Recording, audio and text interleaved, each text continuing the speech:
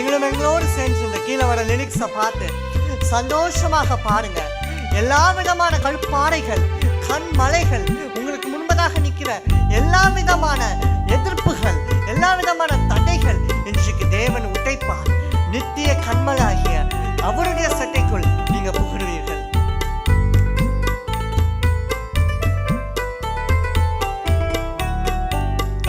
நித்திய கண்மலை எனக்காய் பிளந்தது, நேயமாய் மறைந்தேகுவே.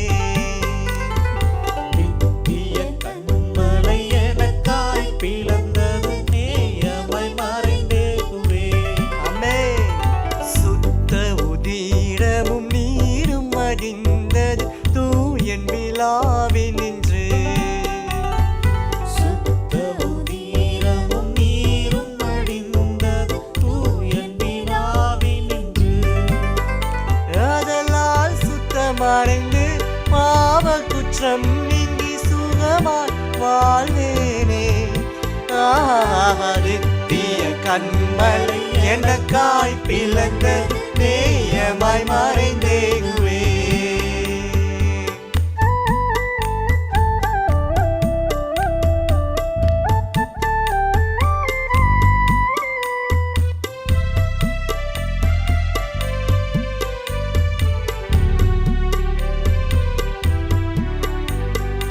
எந்தன் கிரியைகளால் தேவநீதிக்கு ஈடு நான் செய்வதில்லை. எந்தன் கிரியைகளால் தேவநீதிக்கு ஈடு நான் செய்வதில்லை. தினம் சிந்து கிணன் கண்ணீர் ஏதது செய்திடும் தீங்கு நீங்குவதில்லை. நித்திய கண்மலை எனக்காய் பிளந்தது, நேயமாய் மறைந்தேகுவே.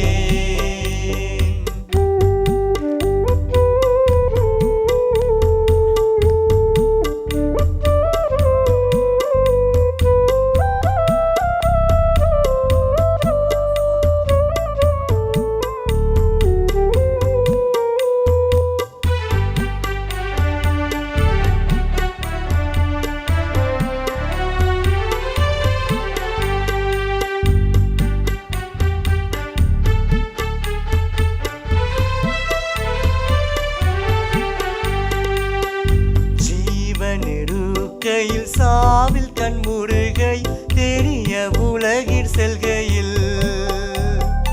ஜீவனிருக்கையில் சாவில் கண்மூடுகையில், தெரிய உலகில் செல்கையில்.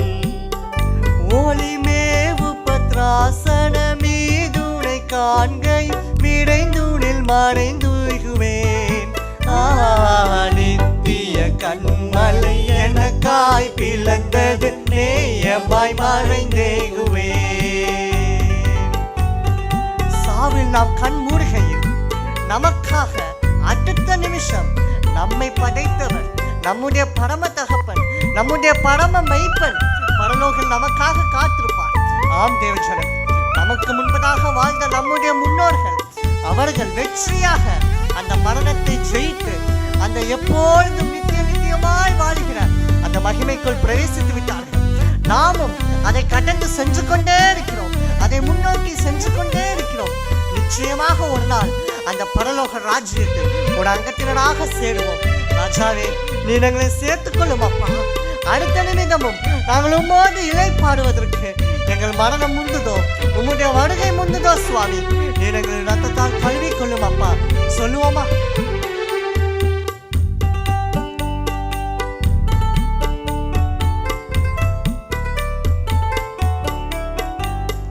ஜீவனிருக்கையில் சாவில் கண்முருகை தெரிய உலகில் செல்கையில். ஜீவனிருக்கையில் சாவில் கண்மூடுகையில், தெரிய உலகில் செல்கையில். ஜீவனிருக்கையில் சாவில் கண்முருகை தெரிய உலகில் செல்கையில். ஜீவனிருக்கையில் சாவில் கண்மூடுகையில், தெரிய உலகில் செல்கையில். மேவு பத்ராசன மிதுனை காண்கையில் விடை துணி மறைந்து ஏகுவே. எனக்காய் பிளந்தது நேயமாய் மறைந்தேகுவே. உற்சாகமாக நித்திய கண்மலை எனக்காய் பிளந்தது நேயமாய் மறைந்தேகுவே.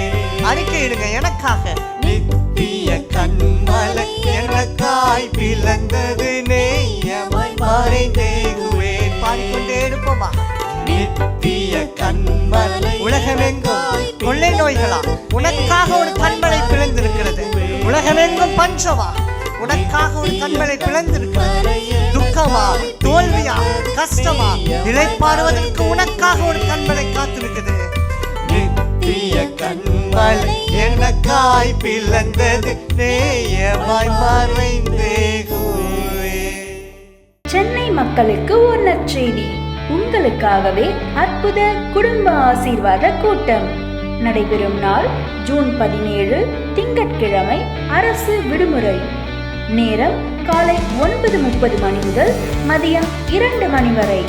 நடைபெறும் இடம் BKM Skidmore hall, Ritherdon road, Vepery, Chennai.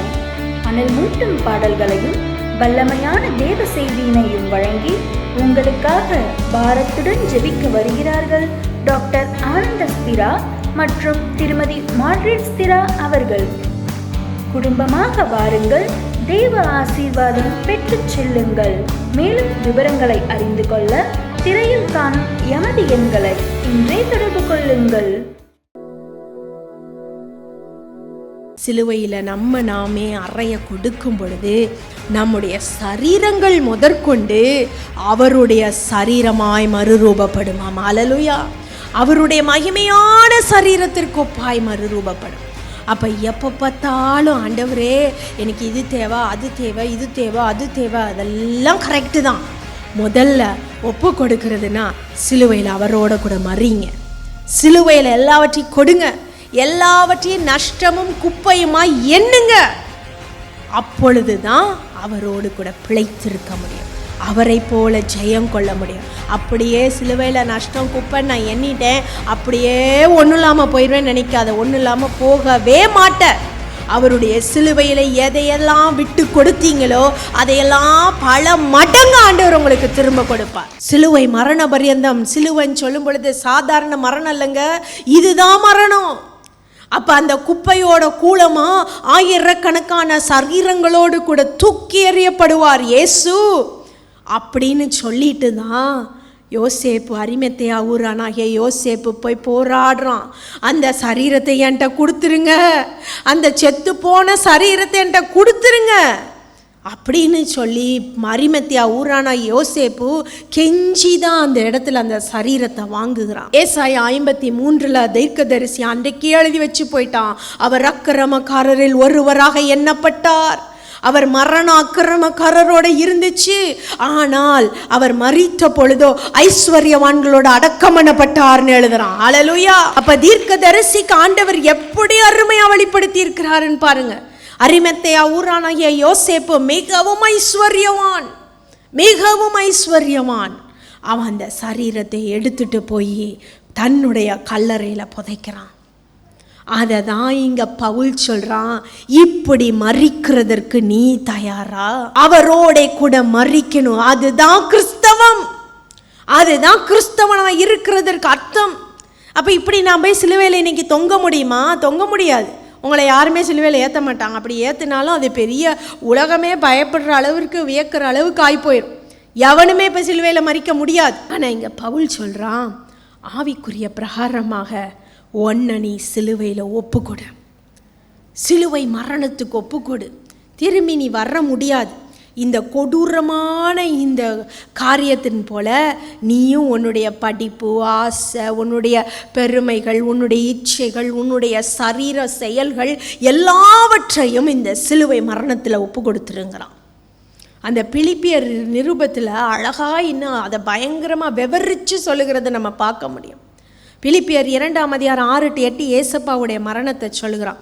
அதே பிலிப்பியர் 3 நீங்கள் வாசிக்கும் பொழுது அங்கே 10 ஒரு அருமையான வார்த்தையை பவுல் சொல்கிறான். இப்படி நான் அவரையும் அவருடைய உயிர்த்தெழுதலின் வல்லமையையும் அவருடைய பாடுகளின் ஐக்கியத்தையும் அறிகிறதற்கும் அவருடைய மரணத்திற்கொப்பான மரணத்திற்குள்ளாகி எப்படியாயினும் நான் மரித்தோரிலிருந்து உயிரோடு எழுந்திருப்பதற்கு தகுதியாகும்படிக்கும் அவருக்காக எல்லாவற்றையும் நஷ்டமன்று விட்டேன், குப்பையுமாக எண்ணுகிறேன்றான். இப்போ புரியுதா சிலுவையில் மறிக்கணும்னா என்னன்னு?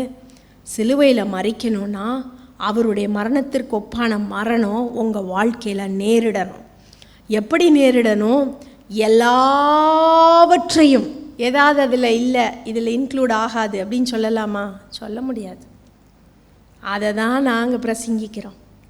உங்கள் படிப்பு, உங்கள் வேலை, உங்கள் அந்தஸ்து, உங்கள் பிறப்பு, உங்கள் குடும்பம், உங்கள் வீடு, உங்களுக்கு இருக்கிற எல்லாம், நீங்கள் என்னென்னலாம் நினைக்கிறீங்களோ, உங்கள் மாம்ச சிந்தைகள், நம்ம என்னெல்லாம் செயல்படுறோமோ, நம்ம செயல்கள் எல்லாவற்றையும் நஷ்டமென்று, குப்பையென்று சிலுவையில் போடணும். ஹல்லேலூயா!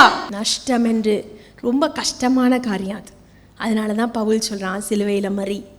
சிலுவையில் மறிச்சா எல்லாத்தையும் விட்டு. அதனால தான் பிலிப்பியர் 1:21 பவுல் சொல்கிறான், கிறிஸ்து எனக்கு ஜீவன், சாவு எனக்கு ஆதாயம்.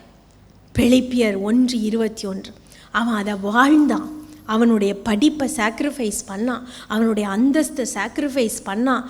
அவன் என்னென்னலாம் அனுபவிச்சானோ இந்த உலகத்தில் அதையெல்லாம் நஷ்டம் என்று விட்டு விட்டான். என்ன செஞ்சிட்டான்? நஷ்டம், குப்பை. ஆனால் இங்கே நம்மளால் ஒரு சின்ன வார்த்தையை நம்மளால் தாங்க முடியல, ஒரு சின்ன செயலை நம்மளால் தாங்க முடியல, ஒரு சின்ன காரியம் நம்ம இஷ்டத்துக்கு மாறி இந்த உலகத்தில் நடந்துருச்சுன்னா நம்ம தான் உலகம்னு சொல்லிட்டு தலையிலாக நிற்கிறோம்.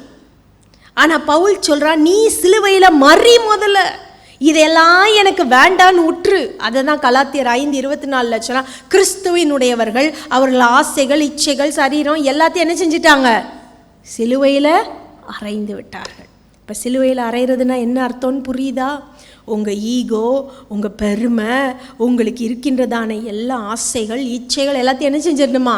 சிலர் அப்போனா எனக்கு என்ன இருக்கும் அப்படின்னு கேட்காதீங்க. அப்படி அரைஞ்சாதான் மற்றதெல்லாம் வரும். அவர் உங்களுக்கு என்ன தரணும்னு நினைக்கிறாரோ, பிச்சையாக போடணும்னு நினைக்கிறாரோ, அதை நீங்கள் அனுபவிச்சாலே அது ஒரு வெற்றியுள்ள வாழ்க்கை தான். அதுதான் ஒரு வெற்றியுள்ள வாழ்க்கை. பவுல் அப்படித்தான் அரைஞ்சான். எவ்வளவு அவனுக்கு கவலையாக இருந்திருக்கும் யோசிச்சு பாருங்க.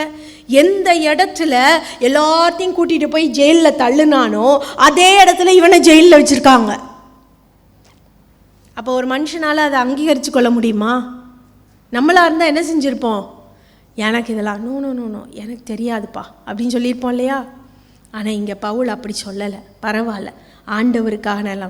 அப்படி ஆண்டவருக்காக விடும் பொழுது அவர் பிழைத்திருக்கிறது போல நாமும் பிழைத்திருப்போம். ஹல்லேலூயா!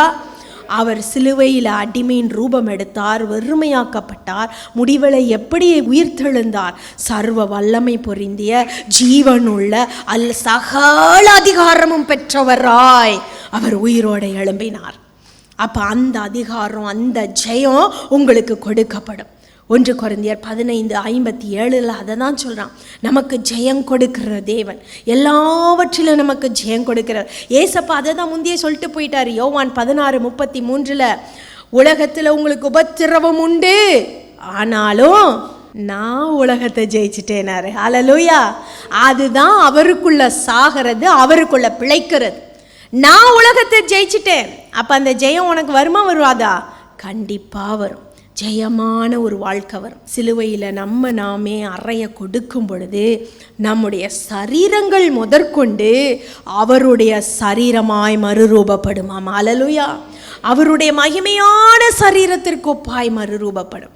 அப்போ எப்போ பார்த்தாலும் ஆண்டவரே எனக்கு இது தேவை, அது தேவை, இது தேவை, அது தேவை, அதெல்லாம் கரெக்டு தான். முதல்ல ஒப்பு கொடுக்கறதுனா சிலுவையில் அவரோட கூட மறிங்க. சிலுவையில் எல்லாவற்றையும் கொடுங்க, எல்லாவற்றையும் நஷ்டமும் குப்பையுமாய் எண்ணுங்க. அப்பொழுது தான் அவரோடு கூட பிழைத்திருக்க முடியும், அவரை போல ஜெயம் கொள்ள முடியும். அப்படியே சிலுவையில் நஷ்டம் குப்பை நான் எண்ணிட்டேன், அப்படியே ஒன்றும் இல்லாமல் போயிடுவேன்னு நினைக்காத. ஒன்றும் இல்லாமல் போகவே மாட்டேன். அவருடைய சிலுவையில் எதையெல்லாம் விட்டு கொடுத்தீங்களோ அதையெல்லாம் பல மடங்கு ஆண்டவர் உங்களுக்கு திரும்ப கொடுப்பார். நீங்க என்ன கொடுக்குறீங்க? முதல்ல எல்லாத்தையும் கொடுக்க ரெடியா இருக்கணும், எல்லாத்தையும் கொடுக்க ரெடியா இருக்கணும். 2 தீமோத்தேயு 2:12 அவரோட கூட பாடுகளை சகித்தோமானால் அவரோட கூட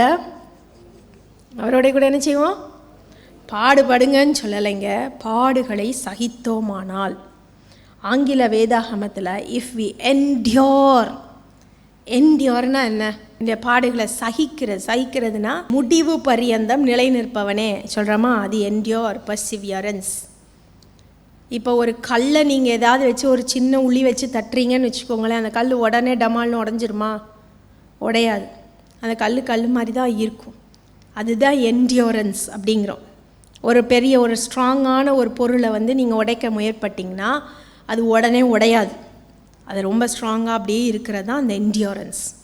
இங்கே பவுல் அதை தான் சொல்கிறாங்க, பாடுகளை சகித்தோமானால் அவரோட கூட ஆளுகையும் செய்வோம். அப்போ சிலுவையில் எல்லாத்தையும் ஒப்பு கொடுத்துட்டேன், நான் ஆண்டவரை போல் மறுரூபப்பட்டுட்டேன், உடனே எனக்கு க்ரௌன் வருமா? சொல்லுங்கள். உடனே உங்களுக்கு நல்ல ஒரு கிரீடத்தை ஆண்டவர் கொடுக்குறாரா? உடனே எல்லாமே பர்ஃபெக்ட் ஆயிருமா? பர்ஃபெக்டே ஆகாது. அதை தான் இங்கே பவுல் அடுத்து சொல்கிறார், சிலுவையில் எல்லாத்தையும் கொடுத்துரு, அப்புறம் என்ன இருக்குது? பாடுகளை என்ன செய்யணுமா? சகிக்கணுமா. நம்ம தப்பு பண்ணிவிட்டு நம்மளுக்கு பாடு வருதில்ல, அந்த பாடு சொல்லலை. ஸ்கூலில் நம்ம தப்பு பண்ணிட்டோம்னா டீச்சர் அடிப்பாங்க, டீச்சர் திட்டுவாங்க, அந்த பாடு இங்கே சொல்லலை.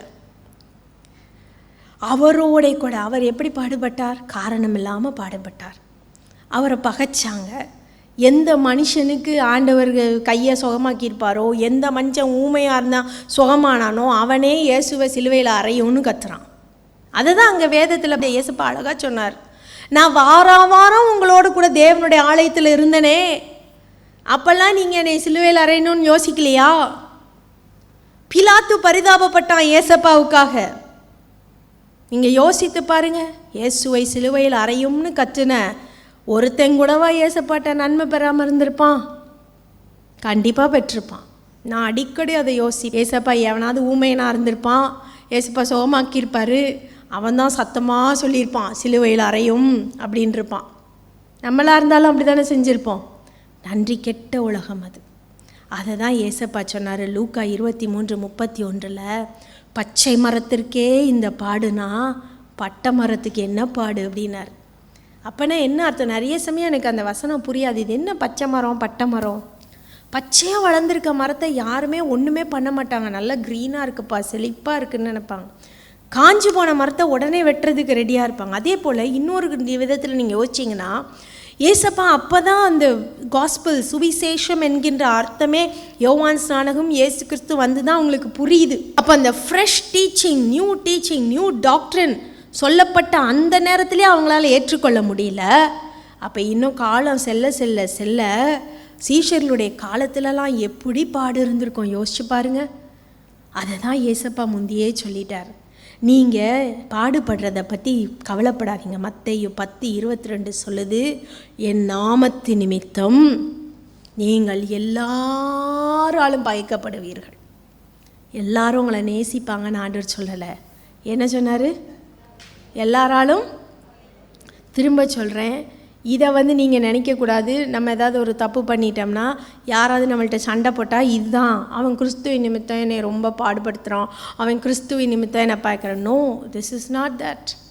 அது நீங்கள் தப்பு பண்ணிட்டீங்க, ஆஃபீஸில் தப்பு பண்ணிட்டீங்க, வீட்டில் தப்பு பண்ணிட்டீங்க அப்படின்னா பெரியவங்க திட்ட தான் செய்வாங்க, அல்லது உங்களுடைய வீட்டில் இருக்க குடும்பத்தார், கணவன், மனைவி, பிள்ளைகள் திட்ட தான் செய்யும். அது இந்த காரியம் கிடையாது. என் நாமத்து நிமித்தம், கிறிஸ்துவின் நிமித்தம் எல்லாராலும் பாய்க்க ஆண்டவர் எழுதிட்டார். ஏசப்பா சொன்னதை யாராலையும் மாற்றவே முடியாது. The world will hate you. யோவான்லேயும் ஆண்டவர் திரும்பி சொல்கிறார். யோவான் 15:18, யோவான் 17:14. கண்டிப்பாக உலகம் நம்மை பகைக்கும். அந்த காலத்தில் தான் நம்மளும் இப்போ வாழ்ந்துட்டுருக்கோம்.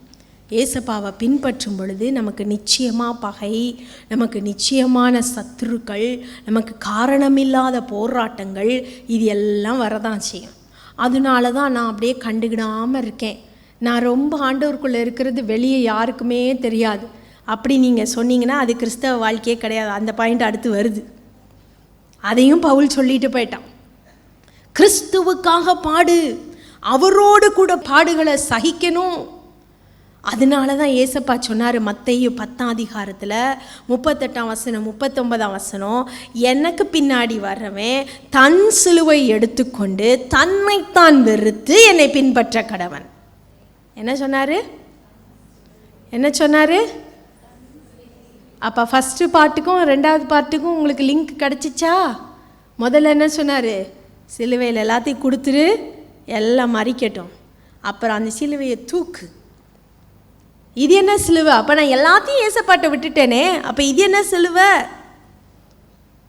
அவரோடு கூட ஊழியம் செய்கிறது, அவரோடு கூட நடக்கிறது, அவர் உங்களுக்குன்னு என்ன வச்சிருக்காரோ அந்த பாரங்களை சுமப்பது, அதுதான் உங்கள் சிலுவை.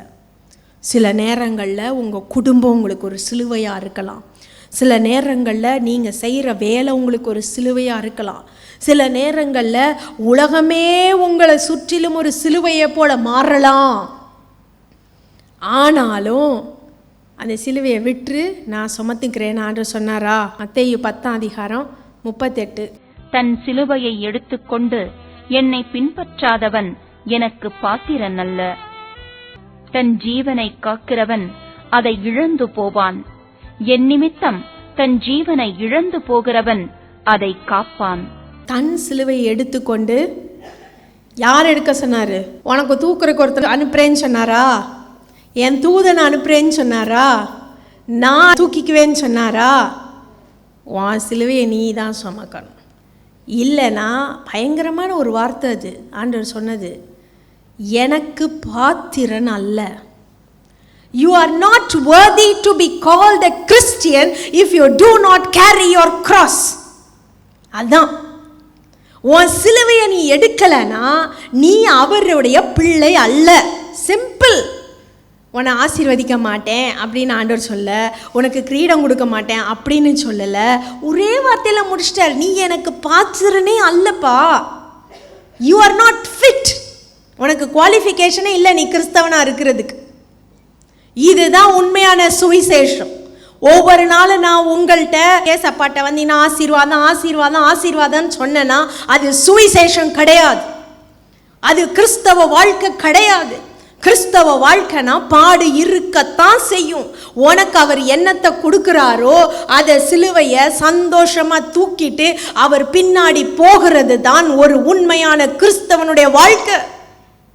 அது இல்லைன்னா யூ ஆர் நாட் ஃபிட். அப்படின்னு என்ன அர்த்தம்? நீ வந்து பரலோகத்துக்கு போகிறதுக்கு தகுதி இல்லை. அதை விட்டுருங்களேன், உலகத்திலே நீ கிறிஸ்தவன் சொல்கிறதுக்கு தகுதி இல்லைன்ட்டார். என்னுடைய ஃபாலோவரே நீ இல்லை அப்படின்ட்டார். இது எவ்வளோ ஒரு ஸ்ட்ரிக்டான ஒரு கொடூரமான ஒரு வசனம் பார்த்தீங்களா? இதனாலே நிறைய பேர் ஏசப்பா விட்டுட்டு போயிடுவாங்க. அதை தான் அந்த விதைகள் விதைக்கிற அந்த ஓமையில் ஆண்டவர் சொன்னார், முள்ளுகள் நெருக்கும் பொழுது எனக்கு இயேசு வேண்டாம் அப்படின்ருவாங்க. முட்கள் நெருக்கும் பொழுது. ஆனால் உங்களுக்கு இன்றைக்கி என்ன பாடு அப்படிங்கிறத நீங்கள் முதல்ல சிலுவையில் எல்லாத்தையும் ஒப்பு கொடுத்துட்டீங்கன்னு வச்சுக்கோங்களேன். அப்புறம் உங்களுக்கு என்ன பாடு அப்படிங்கிறத ஆண்டவர் உணர்த்துவார்.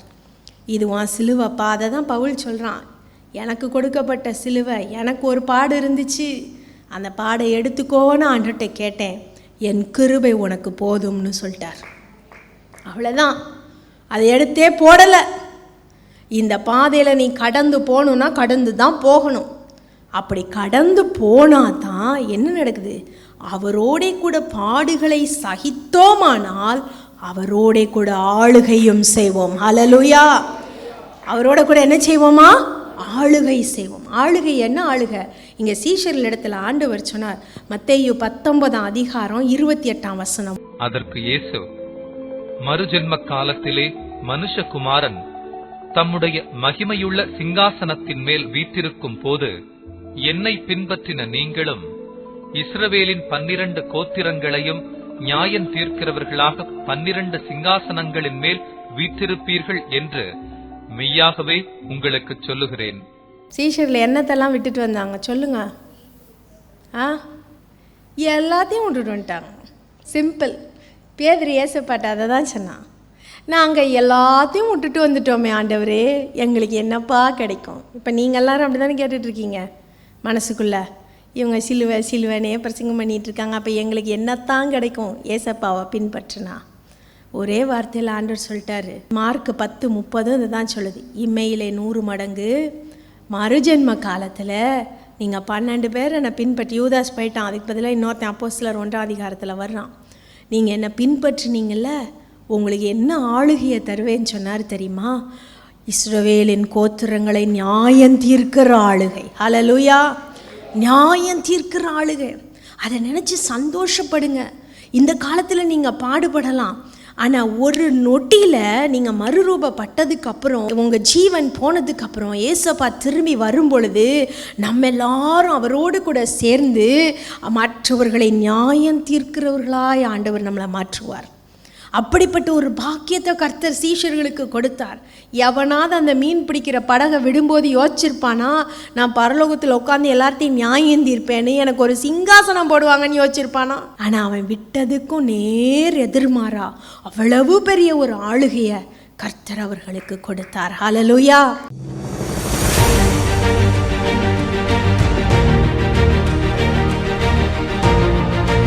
பதினேழு ஆண்டுகளுக்கு பிறகு தேவ கிருபையினால் குழந்தையை பாக்கியத்தை பெற்ற திரு ஜான் கிறிஸ்டோபர் நாகர்கோவில் அவர்கள் என்ன கூறுகிறார்கள்?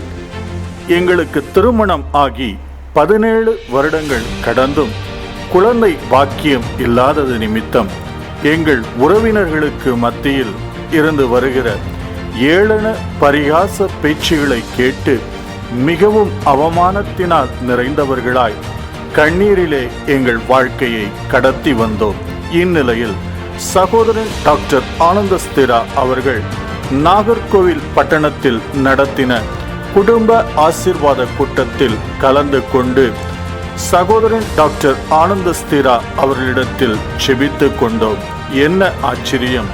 நெடுங்காலமாய் காத்திருத்தல் இருதயத்தை இளைக்க பண்ணும், விரும்பினது வரும்போதோ ஜீவ விருட்சம் போல் இருக்கும் என்கின்ற வேத வசனத்திற்கு ஏற்ப கர்த்தர் ஜெபத்தை கேட்டார்.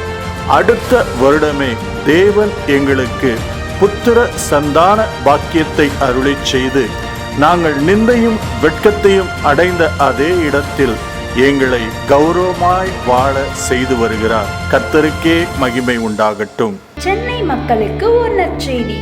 உங்களுக்காகவே அற்புத குடும்ப ஆசீர்வாத கூட்டம் நடைபெறும் நாள் ஜூன் 17 திங்கட்கிழமை, அரசு விடுமுறை. நேரம் காலை 9:30 மணி முதல் மதியம் 2 மணி வரை. நடைபெறும் இடம் BKM Skidmore hall, Ritherdon road, Vepery, Chennai. அனல் மூட்டும் பாடல்களையும் வல்லமையான தேவ செய்தியினையும் வழங்கி உங்களுக்காக பாரத்துடன் ஜெபிக்க வருகிறார்கள் டாக்டர் ஆனந்தஸ்திரா மற்றும் திருமதி மார்கரெட் ஸ்திரா அவர்கள். குடும்பமாக வாருங்கள், தேவ ஆசீர்வாதம் பெற்று செல்லுங்கள். மேலும் விவரங்களை அறிந்து கொள்ள திரையில் காணும் எமது எண்களை இன்றே தொடர்பு கொள்ளுங்கள்.